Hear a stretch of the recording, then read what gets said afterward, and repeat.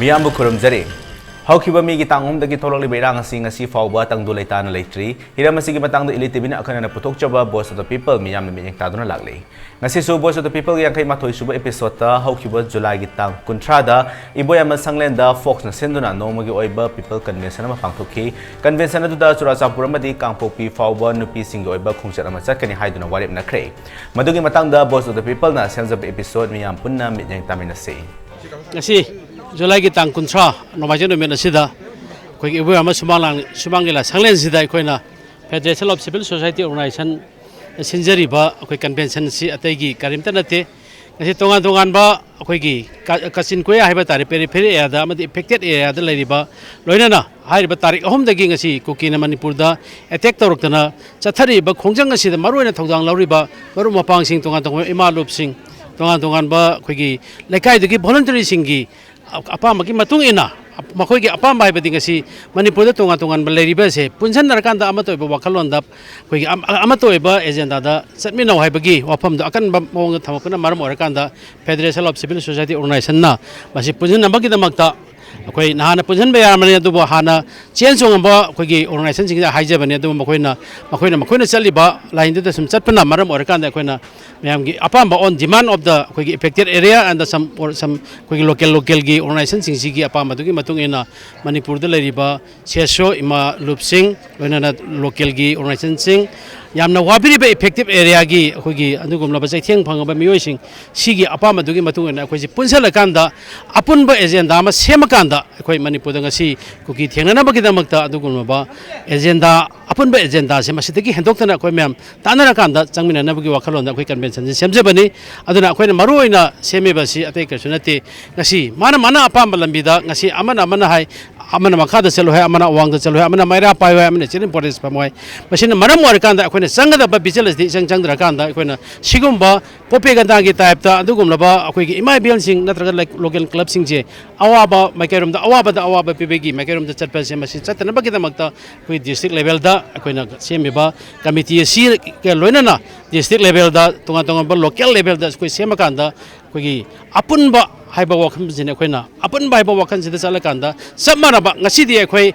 lan sang se ko puna lan chang mina ba ngasi di koi sit and protest pharmacy jo koi Manipur pum ge na phamina ba adugi maira sa se ju samara ba pumpham da samana ba kolaudo laro kan changhen man yana bagi wakal londoni adu loina na koina tawjeriba plan asi koi hana CC committee ama dinga sigi meeting isina koi aba bibira me sembio haidana adu sema matung da district level gi representative singchina koi gi CC gi member sing ji orakan da CC do namuk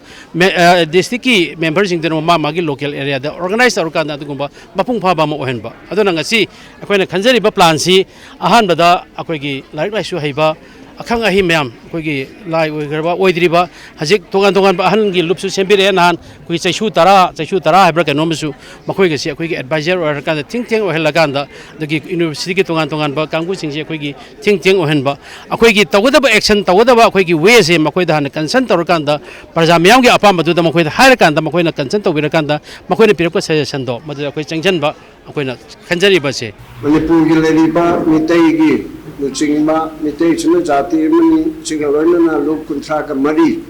furup kontra ka mari punna koi kontra manga se mitai namri brother ki role ka polamat asi council ka chanmina ba yaba adugumba koi platform mam seme haina lepna re platform du ki mami di tara ki chaisu Taragi chachu di kare haiba unity is strength apun mana pangalni aduna khwai taragi damukta thabuk tawnana ba taragi chachu haiba tang tarani pangi adugumba mifam aduna lepam badagi tang kolum doida mameng si thondana seme aduga adugi che chang mayam kana kari oiba kana yawba haibidudi Lere, ay samakna chairman ole, aduga arkenimay former IAS na co-chairman ole, aduga uza pasamum sonamani political commentator, aduga retired police officer na vice president number 1 ole, aduga atopa ama thang tagi maram di am khang hairaba amabuna vice president anisuba oil lere loinana Dr. Dakesor ENT ge head of department na convener oire aduga loinana tongan ba university ge professor aduga aduna tabasing CIT ball meeting na co convener oire Deven Bajaspati Mayum co convener ni Rajesh Dr. Rajesh Jongkhaibam co convener ni Marangthem Dayananda Pibarel convener ni Makon Mani Mongsaba film diga tawdo maka mukhay mari mga sina coordinator co convener ni treasurer da Thangjam Brojen mayam norong khangye Pradeep Phanugam yawre Chongtham Bijoy yawre Mohanlal Professor yawre adigi Dr. Soram Amar yawre asida chi de loi rabni na de loi pajarare koi ge Prithvi chida leiba Malen chida leiba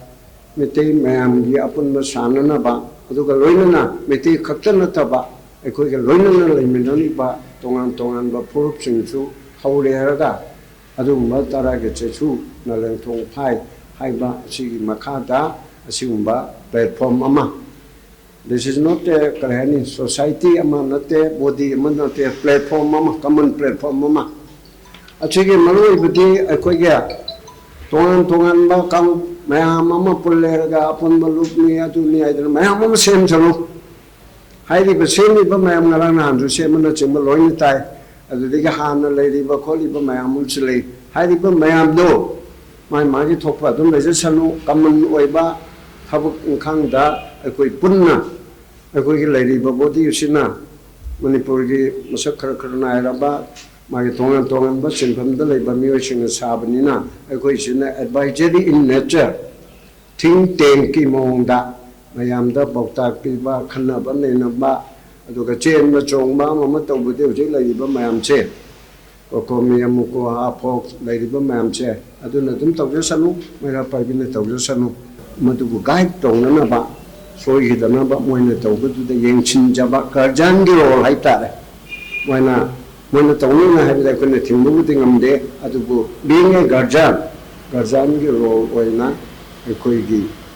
leadership leita ba, yam na wa ba kunai sih mong tada ba buat usai, macam kita cumin na ba yabra, hai bigi wakalon potong na bigi atu semba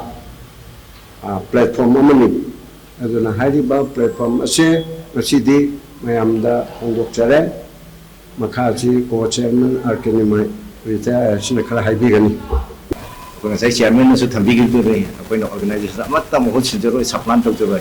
Apa ini dari organisasi macam sedang mati pang ba, apa ini akademik ki keriki, macam si backup si apa ini tahu jegi na tholok pun ni. Atau masih apa ini yang mesti apa ini makar le jauh, apa ini si resasu tahu jauh. Atau yang independent way na apa function tahu jegi ni. Atau अखोई आसादी 2050 भावगी vision दमा vision document हम पुथोगा मदेदा कोई खोंग थांजनबो होनबदुनी सिदेसिदा support तबिरको ma'am यावे कोई member ओइगे हाबी बसु याम यावरी लोइना ओइबियो adobo अखोइदी आंदोलन तौदना दाना तौदना खोतना तौबदुदी कोई तौजरोय अखोइगिदी यामना फोकस होइबा अप्रोच अमदा कोई संजगनी डॉक्यूमेंटेशन अमा कोई फजना Information Center ama koi semjaraga Manipur Maitei amasung Manipur ge oidiba mayam sida sida koi Information Center ama sema koi thamjana bodo madi wakal no dene koi na chengthan jari se da mayam ge su koi sahajok si nijari mayam ge cooperation keno da koi ngakra tawu ngamunate leiriba Manipur gi te leiba mapan de leiba koi gi scholar mayam ge mating koi logjarakani अखोई यावरिबा member याजने लोइने हाइरे खंगे हाइबा अदुसुन दचते मागी subject ले लेबा expert में हम लौजरगा मोगी मतेंग लोइना कोगी documentation में हम तौजगदमनी कोई थबक खरा दम तौवा हौरे कोगी लाइक माइंडेड ग्रुप खरा दसुदम वर्क सिदम तौवा हौजरे अदना अखोगी सिदा मया मणिपुर की लेबिरिबा प्रजा मयाम मदुगी मतेंग से पांबियुना मदुम ए मयाम दा अपील तौजगे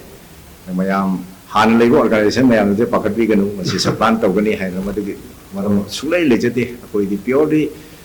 सप्लीमेंटरी ओइबो ग्रुप नि अखोई हंदकी कॉन्फ्लिक्ट सिदा अखोई प्रिपेयर त होगदबगी si yam phajana akhoi mami ta dana akhoi yam wa ba asi ui akhoi na prepare toramga di irang chibok thom da ba ya ba ni akhoi prepare suk tau ta hum ta ba gi akhoi yam na phudong cha da se thok ba na tung da sigum ma tholok ta na bu gi madi wakhal lon da akhoi na changsin ja ba ni ka thok pa ma sung nui ba bu seba ta wa hai ba sina akhoi gi moral foundation oiraga akhoi gi wakhal lon da handak si akhoi thaksi khasi sima akhoi gi angang da tambi da swai ya tre thaksi khasi yaw dra ga de akhoi gi society as samaj si marai chai thar e hai ba sima akhoi na madu gi si akhoi gi num da khanjaraga akhoi gi moral values gi thaksi khasi ji tambi ba angang sing da kamai tambi ga de gi hai di akhoi gi ओजागी करीगी group लेरिबा मदु expert मेरे ताने जरगा कमाई तरगा संदोक कदेगे थक्सी खासी नाय बसे हाय बसी मदे कोइना मखा द चथर कनी मसी लॉन्ग टर्म प्लान नि चही मदे तो ओइबि यारोय चही सांगना चंगगा कोइ जगदबनि कोइ कोइ होल फोकस ति कमाई तरगा नॉर्मल सी पर कदेगे हाय बसी द कोइ फोकस सी तौजरगा कोइ न मदु द वर्क तौजगनी तौजगे हायदना मयारो थमजगे कोइ मीडिया की सिंदा मयामसु कोइना तुमदा करिगुम्बा मा तौरप कांसिदेसा अखोइबु मतेंग पांबियु सो अदो प्रिव्यू wana हाइजरगा इनिस्वाइड सम टेंशन जगे अदो गसी मीडिया मैनेजमेंट से मीडिया मैनेजमेंट एंड प्रोपेगेंडा सिम यामना सोनबा से मसिमा आइना गसी की प्रेस की सिनेमा मयाम सु यावबिरी मसिसु यावबिरा कांदा तोंगान तोंगान बा अहलमन खरसु यावबिरा कांदा मसिसु याम चाउना गसी की कुकी जिना तौरिबा प्रोपेगेंडा से मसि अखोइ थेंगनबा ngमनाबा मखोइना तौरिबा हाइजलिबा खोदिंग मा से मसि कमाय तौदना कगतगे कमाय तौदना अखोइ मखोइना तौरिबा सिगी अखोइगी थेंगनगदगे हाइबगी वखलोर दुसु तौरकान अखोइ मीडिया मैनेजर मा सेमबा दुगा लोइना अखोइना मरुइना अखोइना पामजरिबदी लैरिबा सियासो इमालु मयामसे आइगे वखलोंदो थादोकपिबा aina magi matung da leibane aina magi mamang da leibane habagi wakalon se thado aganda akoi gi temporary oina semje ba hairibe issue si loidi about di akoi gi nungsina da ba loina bak to aganda akoi nungsina da kanda akoi imale bak si kanana ba khongjeng de akoi puna chingchen na bi nasi hai ba du ne ba akoi gi federation of civil society organization mai kaina si kanna hona jana akoi ni changer ai ba se adon maru oina akoi na semjari ba si ai gi interest amagi interest na ti miam na pambidra ga de akoi ju sembagi mathok ta de adubo ngasi di लेबाक मियामना सिनाराबनिना हाइरिबा ngasi सेमगदोरिबा अखोइ ममिंग थोनद्रे जोबक्ते होरे लेबाक मियामगे अपामदा थोनगनी अखोइना तौगदबा थबक लेबाक मियामना लेफलमगनी मदुदा अखोइना तौजगनी मसैसिदा अतोपा सियासो सिंगना असिदा application तरोगा यावबिबा नत्रगदी लेबाक मियामना यारत्रगदी मखोइ हाइरिबा इशू सिदगी मखोइ ममाइ लेबिगदबने हाइबसे मसिमा अखोइगी फेडरेशन ऑफ सिविल सोसाइटी माइकेदगी थमजगे अमदि ngasi सेमगदोरिबा टेम्पोररी ओइबा लुप असिगी माइकेदगी थमजगे लुप असिदी मतम कोइना चरकदबा नते अमको जन थमजगे मागे तोंगान बा वाखलोंदो हायें कोना इशू सिल रकदा मागे तोंगान बा वाखलोंदो चटपिउ हौसिगी ओइनादी इमा लेबा पु नुसिबा तारबा इमा लेबाक नुसिदबा तारगदी अपुनबा सिदा यावबिगनो मणिपुर कन्वीनिंग बा ओरगदी हारिबा अपुनबा सिदा यावबिउ मणिपुर थुगानिंग बा ओरगदी सेसो खंगदे इमालो खंगदे मतु अमते यावबिरनो खोइ लेबाक प्रजा मियांगा ngasi पुनगदोरिबा डिस्ट्रिक्ट लेवल की ऑर्गेनाइजेशन की मियोइ सिंगसिगा खोइना सेमजरिबा सेमजगदोरिबा कमिटी सिना अखोइ लेबाक सिगी अचोबा दायित्व लौजरगना हाबा वाफमजे ngasi प्रेस की मीडिया की थोंगदा फेडरेशन ऑफ सिविल सोसाइटी की माइकाइदगी ngasi कन्वेंशन सिगी खुदोंचाबा लौरगा थमजगे आपसे अखोई new Kuki old Kuki new Kuki वाफम चुपन बिरे को मोइना सी मतंग से याम चुम्मे अखोई जो यामना चुम्मे ना खल्ले मरमदी सगी हाना अखोई याम नुसी जाना अखोई लेमिनरपने बा यामना अखोई सो angang oining da kangla tong bi hare khung no khiji chawra e ba ai tehi tara ni thoi tara hum do sudri ba ma mang da ko na san na sen na ko chingya tam ya da turen khong ba na san ken na ko tan le re ma tam ne ko kangla tong bi da khong sa yam ta ba ne ba ko ki ko ki kang ko moi jo all group ne ba ado moi si ga ko si yam loiner e ba anga moi na da ge ko kangla tong bi bazar da moi na po chei lei ba thor pa da ko gi là tụi bây giờ lấy xem na khoi interaction chứ làm phải lại ya rồi khoi na mà xem na ngasi hai riba ni mi chida tha hu muk shu la ka da ba matam je xem na chi thu i je khoi matam du gi ngo tam da khoi na anga ni matam du gi ngo tam xem thok kan jo khoi thu kan khalu da tha ja mungam de ba hai bi adu ki mating khoi nu si chana na leminar e ba du wan dak ki lal jina han ki conflict sina maru oina na sagi militant sing mapan ni sem militant sing am de new uki singa sina punchin laga idea khoi ga moi ji emotional connection ji ire like tabne ba adun emotional connection ji like tabne na moina ꯍꯥꯠꯄ ꯈꯣꯠꯄ ꯇꯧꯕ ꯌꯥꯝꯅ serious ꯑꯣꯏꯕ ꯃꯑꯣꯡꯗ ꯌꯥꯝꯅ ꯇꯝꯊꯤꯕ ꯃꯑꯣꯡꯗ ꯑꯩꯈꯣꯏꯗ ꯆꯪꯁꯤꯜꯂꯒ ꯀꯥꯞꯁꯤꯟꯕ ꯍꯥꯠꯇꯣꯛꯄꯁꯤ ꯉꯝꯃꯦꯕ ꯃꯣꯏꯗꯤ ꯑꯗꯨꯕꯨ ꯑꯩꯈꯣꯏꯒ ꯂꯩꯃꯤꯟꯅꯔꯛꯄ ꯍꯥꯟꯅ ꯑꯩꯈꯣꯏꯒ ꯂꯩꯃꯤꯟꯅꯔꯛꯄ ꯏꯆꯤꯜ ꯏꯅꯥꯎꯗꯅ ꯂꯩꯃꯤꯟꯅꯔꯛꯄ ꯑꯣꯜ ꯀꯨꯀꯤꯁꯤꯡ ꯑꯗꯨ ꯃꯗꯨꯃꯛꯇꯤ ꯉꯝꯃꯣꯏꯕ ꯃꯣꯏꯅ ꯅꯨꯡꯉꯥꯏꯇꯗꯅ ꯃꯣꯏꯒꯤ ꯍꯧꯖꯤꯛꯀꯤ ꯅꯣꯡꯃꯩꯒꯤ ꯃꯇꯣꯜꯗ ꯃꯣꯏ ꯉꯁꯥꯏ ꯃꯤꯂꯤꯇꯦꯟꯁꯤꯡ ꯑꯁꯤꯒ ꯆꯠꯃꯤꯟꯅꯔꯒꯁꯨ ꯈꯔ ꯑꯃꯅ ꯆꯠꯃꯤꯟꯅꯔꯒꯁꯨ ꯑꯌꯥꯝꯕꯅꯗꯤ ꯍꯧꯖꯤꯛ ꯑꯩꯅ ꯁꯨꯝ ꯈꯟꯖꯕꯗ ꯑꯩꯈꯣꯏ ꯍꯧꯖꯤꯛꯀꯤ ꯃꯤꯐꯝꯁꯤꯅ ꯍꯥꯏꯔꯤꯕ ꯁꯨꯃꯥꯏꯅ ꯑꯩꯈꯣꯏ ꯑꯌꯥꯝꯕꯅꯗꯤ ꯃꯣꯏꯅ ꯍꯧꯖꯤꯛ ꯊꯣꯛꯏꯕ ꯏꯔꯥꯡꯁꯤꯗꯁꯨ ꯄꯥꯝꯕ ꯅꯠꯇꯦꯕ ꯑꯗꯨꯕꯨ ꯅꯣꯡꯃꯩ ꯃꯆꯤꯟꯗ ꯇꯧꯔꯒ ꯐꯣꯔꯁꯇ ꯇꯧꯔꯒ ꯃꯣꯏꯁꯦ ꯇꯧꯗ ꯌꯥꯗꯕꯩ ꯇꯧꯍꯟꯕ ꯃꯤꯆꯪ ꯆꯪꯗ ꯌꯥꯗꯕꯩ ꯆꯪꯍꯟꯕ ꯑꯗꯨꯒꯤ ꯐꯤꯕꯝꯅꯦꯕ ꯂꯩꯔꯤꯁꯦ ꯑꯗꯨꯅ ꯍꯧꯖꯤꯛ ꯑꯩꯈꯣꯏꯅ ꯐꯣꯛꯁꯅ ꯂꯧꯔꯤꯕ ꯍꯧꯖꯤꯛꯀꯤ ꯑꯩꯈꯣꯏꯒꯤ ꯑꯣꯒꯁꯀꯤ ꯇꯥꯡ 16ꯗ ꯑꯩꯈꯣꯏ ꯅꯨꯄꯤ ꯈꯛꯇꯒꯤ ꯑꯣꯏꯕ ꯑꯩꯈꯣꯏꯒꯤ ꯃꯥꯔꯆ ꯑꯃ ꯄꯤꯁ ꯄ꯭ꯔꯣꯇꯦꯁ ꯑꯃ ꯑꯩꯈꯣꯏꯅ ꯀꯥꯡꯄꯣꯛꯄꯤꯔꯣꯝꯗ ꯑꯃꯗꯤ ꯆꯨꯔꯆꯥꯟꯄꯨꯔ ꯇꯝꯅ ꯆꯠꯄꯒꯤ ꯋꯥꯐꯝ ꯋꯥꯔꯦꯞ ꯂꯧꯋꯦ ꯍꯥꯏꯔꯤꯁꯦ ꯃꯁꯤ ꯌꯥꯝꯅ ꯊꯧꯅꯥ ꯐꯕꯒꯤ ꯋꯥꯐꯝ ꯑꯃꯅꯤ ꯍꯥꯏꯅ ꯑꯩ ꯊꯝꯖꯒꯦ ꯑꯗꯨꯝ ꯑꯣꯏꯅꯃꯛ ꯃꯁꯤ ꯑꯩꯈꯣꯏꯅ ꯑꯁꯨꯝ ꯇꯧꯕ ꯃꯇꯝꯗ ꯍꯧꯖꯤꯛꯀꯤ ꯏꯔꯥꯡ ꯑꯁꯤ ꯌꯥꯝꯅ ꯐꯠꯇꯅ ꯂꯩꯕꯅꯤꯅ ꯉꯁꯥꯏꯒꯤ ꯍꯥꯏꯔꯤꯕ ꯉꯁꯥꯏ ꯑꯣꯜ ꯀꯨꯀꯤ ꯈꯛꯇ ꯑꯩꯈꯣꯏꯅ ꯐꯦꯁ ꯇꯧꯒꯗꯕ ꯅꯠꯇꯕꯅꯤ나 ꯃꯣꯏꯗꯨꯗꯤ ꯑꯩꯈꯣꯏꯅ ꯊꯣꯏꯗꯣꯛꯄ ꯋꯥꯅꯤꯡꯉꯥꯏ ꯂꯩꯇꯦ ꯃꯣꯏꯗꯤ ꯑꯩꯈꯣꯏꯗ ꯊꯣꯏꯗꯣꯛꯄ ꯃꯣꯏꯗ ꯌꯦꯡꯊꯤꯕ ꯌꯥꯝ ꯀꯟꯅ ꯀꯩꯅꯣ ꯇꯧꯔꯛꯑꯣꯏꯕ ꯑꯗꯨ ꯂꯨꯔꯤꯕꯗꯤ ꯍꯧꯖꯤꯛ ꯑꯩꯈꯣꯏꯒꯤ ꯑꯅꯧꯕ ꯆꯪꯉꯛꯄ ꯑꯗꯒꯤ ꯑꯩꯈꯣꯏꯒꯤ ꯏꯃꯣꯁꯅꯦꯜ ꯀꯅꯦꯛꯁꯟ ꯂꯩꯇꯕ ꯑꯩꯈꯣꯏꯒꯤ ꯅꯨꯡꯁꯤꯅꯕꯒꯤ ꯃꯔꯤ ꯂꯩꯅꯗꯕ ꯃꯣꯏꯁꯤ ꯑꯃꯗꯤ ꯃꯣꯏꯒ ꯆꯠꯃꯤꯟꯅꯕ ꯀꯥꯡꯂꯨꯞ ꯑꯗꯒꯤ ꯍꯧꯖꯤꯛ ꯍꯥꯏꯔꯤꯕ ꯑꯩꯈꯣꯏꯒꯤ ꯅꯨꯡꯁꯤꯅꯕꯒꯤ ꯃꯔꯤ ꯂꯩꯅꯗꯕ ꯃꯣꯏꯁꯦ ꯃꯤꯂꯤꯇꯦꯟꯁꯤꯡ ꯑꯁꯦ ꯃꯣꯏꯅ ꯑꯩꯈꯣꯏꯗ ꯀꯔꯤ ꯇꯧꯔꯛꯀꯗꯒꯦ ꯍꯥꯏꯗꯤ ꯃꯤꯅꯨꯡꯁꯤꯗꯣ ꯂꯩꯇ꯭ꯔꯒꯗꯤ ꯅꯨꯄꯤ ꯈꯪꯗꯦ ꯑꯉꯥꯡ ꯈꯪꯗꯦ ꯅꯨꯄꯥ ꯈꯪꯗꯦ ꯑꯍꯜ ꯈꯪꯗꯦ ꯃꯈꯣꯏꯗ ꯀꯩꯁꯨ ꯈꯦꯠꯅꯕ ꯂꯩꯇꯦꯕ ꯑꯗꯨꯅ ꯃꯁꯤꯗꯩꯗ ꯃꯣꯏꯅ ꯀꯔꯤ ꯇꯧꯔꯛꯄ ꯌꯥꯏ ꯍꯥꯏꯕꯁꯦ ꯑꯩ ꯑꯃꯨꯛꯇ ꯃꯣꯏ ꯌꯥꯝ ꯂꯨꯝꯅ ꯑꯃꯨꯛ 5-10 ꯊꯣꯛꯅ ꯑꯩ ꯈꯟꯊꯍꯟꯅꯤꯡꯉꯤ ꯍꯟꯗꯛꯀꯤ ꯂꯥꯛꯂꯤꯕ ꯑꯣꯒꯁ 13ꯁꯦ ꯃꯁꯤꯗ ꯔꯦꯂꯤ ꯑꯆꯧꯕ ꯅꯨꯄꯤꯒꯤ ꯑꯣꯏꯕ ꯔꯦꯂꯤ ꯑꯆꯧꯕ ꯆꯠꯀꯗꯧꯔꯤꯕ ꯆꯨꯔꯆꯥꯟꯄꯨꯔ ꯗꯤꯁꯇ꯭ꯔꯤꯛꯀ ꯀꯥꯡꯄꯣꯛꯄꯤ ꯗꯤꯁꯇ꯭ꯔꯤꯛꯁꯤꯗ ꯁꯤꯗꯩꯗ ꯏꯃꯥꯒꯤ ꯑꯣꯏꯕ ꯀꯔꯤ ꯃꯣꯠ ꯂꯩ ꯍꯥꯏꯕꯗꯤ ꯃꯐꯝ ꯑꯗꯨꯗ ꯑꯩꯈꯣꯏꯅ ꯍꯦꯛ ꯇꯥꯕꯗꯗꯤ ꯀꯤꯖꯕ ꯑꯀꯤ ꯇꯨꯖꯨꯡ ꯐꯥꯎꯕ ꯅꯣꯡꯃꯩ ꯀꯥꯞꯁꯤꯜꯂꯛꯀꯗ꯭ꯔꯥ ꯍꯥꯏꯕꯒꯤ ꯂꯝꯗꯣ ꯑꯩꯈꯣꯏꯅ ꯍꯦꯛ ꯆꯪꯕꯗꯗꯤ ꯀꯌꯥ ꯈꯨꯗꯣꯡ ꯊꯤꯅꯤꯡꯉꯥꯏ ꯑꯣꯏꯕ ꯃꯐꯝ ꯑꯣꯏꯕꯅꯤꯅ ꯁꯤꯗꯩꯗ ꯏꯃꯥꯁꯤꯒꯤ ꯈꯣꯡꯆꯠꯁꯦ ꯏꯃꯥꯒꯤ ꯃꯣꯠꯇ ꯀꯔꯤ ꯂꯩꯕꯤ ꯔꯦꯂꯤ ꯑꯃ ꯆꯠꯀꯗꯧꯔꯤꯕꯁꯦ ꯆꯠꯄꯁꯦ ꯑꯩꯒꯤ ꯋꯥꯈꯜꯗꯗꯤ ꯐꯩꯌꯦꯅ ꯈꯜꯂꯦ ꯆꯠꯀꯗꯕꯅꯦ ꯃꯌꯥꯝ ꯍꯧꯔꯒ ꯃꯌꯥꯝꯒꯤ ꯏꯍꯧꯅꯤ ꯀꯩꯅꯣ ꯆꯠꯀꯗꯕꯅꯤ ꯀꯩꯅꯣ ꯏꯃꯥ ꯂꯩꯕꯥꯛꯀꯤꯗꯃꯛꯇꯅꯤ ꯀꯩꯅꯣ ꯂꯝ ꯑꯁꯤꯗꯤ ꯑꯩꯈꯣꯏꯒꯤ ꯏꯄꯥ ꯏꯄꯨꯅ ꯊꯝꯃꯝꯕ ꯂꯝ ꯑꯃꯇꯅꯤ ꯆꯠꯀꯗꯕꯅꯤ ꯁꯤꯗꯤ ꯁꯔꯨꯛ ꯌꯥꯖꯒꯅꯤ ꯌꯥꯝꯅ ꯂꯩꯕꯥꯛꯀꯤ ꯀꯟꯅ ꯆꯠꯆꯒꯅꯤ ꯑꯩꯈꯣꯏ ꯁꯔꯨꯛ ꯌꯥꯖꯅꯤ ꯑꯩꯁꯨ ꯍꯟꯗꯛꯀꯤ ꯊꯣꯛꯏꯕ ꯊꯧꯗꯣꯛꯁꯤꯒꯤ ꯑꯩꯈꯣꯏ ꯌꯥꯝꯅ ꯅꯨꯡꯉꯥꯏꯇꯕ ꯊꯧꯗꯣꯛ ꯃꯌꯥꯝ ꯑꯃ ꯊꯣꯛꯑꯦ ꯁꯤꯅ ꯍꯧꯖꯤꯛ ꯇꯣꯔꯕꯨꯡꯗꯁꯨ ꯇꯧꯈ꯭ꯔꯤꯕ ꯃꯌꯥꯝ ꯑꯃ ꯊꯣꯛꯏꯕ ꯁꯤꯗꯩꯁꯤꯗ ꯑꯦꯅꯤ ꯑꯩꯈꯣꯏꯒꯤ ꯃꯌꯥꯝꯅ CSO ꯈꯪꯗꯦ ꯃꯌꯥꯝꯅ ꯏꯃꯥ ꯏꯕꯦꯟꯁꯤꯡ ꯃꯌꯥꯝ ꯂꯣꯏꯅꯃꯛꯅ ꯂꯦꯞꯄꯤꯔꯛꯄ ꯑꯐꯕ ꯑꯦꯅꯤ ꯑꯩꯈꯣꯏꯒꯤ ꯃꯩꯇꯩ ꯖꯥꯇꯤꯒꯤ ꯑꯣꯏꯕ ꯑꯩꯈꯣꯏꯒꯤ ꯂꯣꯏꯅꯃꯛꯇ ꯑꯩꯈꯣꯏ ꯁꯔꯨꯛ ꯌꯥꯒꯅꯤ ꯗꯦꯐꯤꯅꯦꯠꯂꯤ ꯁꯔꯨꯛ ꯌꯥꯒꯅꯤ ꯀꯔꯥꯏꯗꯕꯨ ꯆꯠꯀꯦ ꯀꯥꯡꯄꯣꯛꯄꯤꯕꯨ ꯆꯠꯀꯦ ꯍꯥꯏꯔꯣ ꯆꯨꯔꯆꯥꯟꯄꯨꯔꯕꯨ ꯆꯠꯀꯦ ꯍꯥꯏꯔꯣ ꯑꯦꯅꯤ ꯑꯩꯈꯣꯏ ꯑꯗꯨꯗ ꯀꯔꯤꯝꯇ ꯀꯩꯅꯣ ꯇꯧꯗꯦ ꯑꯗꯨꯝ ꯆꯠꯀꯅꯤ ꯃꯔꯝ ꯆꯥꯅ ꯐꯖꯅ ꯃꯌꯥꯝꯒꯤꯅꯤ ꯑꯐꯕꯅꯤ ꯍꯥꯏꯔꯒꯗꯤ ꯑꯗꯨꯝ ꯌꯥꯎꯒꯅꯤ ꯁꯤꯒꯤ ꯃꯇꯥꯡꯗ ꯏꯃꯥꯗꯤ ꯑꯗꯨꯝ ꯆꯪꯁꯤꯟꯒꯅꯤ ꯍꯥꯏꯅ ꯂꯩꯕ꯭ꯔꯥ ꯅꯠꯇ꯭ꯔꯒ ꯀꯤꯔꯒ ꯊꯣꯛꯀꯅꯤ ꯍꯥꯏꯕꯒꯤ ꯂꯩꯕꯤꯕ꯭ꯔꯥ ꯀꯔꯤ ꯀꯤꯔꯒ ꯇꯣꯛꯀꯅꯤ ꯍꯥꯏꯕꯗꯤ ꯂꯩꯇꯦ ꯃꯌꯥꯝꯒꯤ ꯏꯍꯧꯅꯤ ꯆꯠꯄꯗ ꯑꯗꯨꯝ ꯌꯥꯎꯖꯒꯅꯤ ꯆꯠꯂꯤꯕ ꯈꯨꯗꯤꯡꯃꯛꯁꯨ ꯂꯣꯏꯅ ꯌꯥꯎꯏ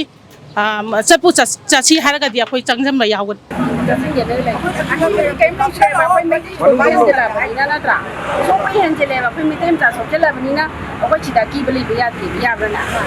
ꯃꯁꯤ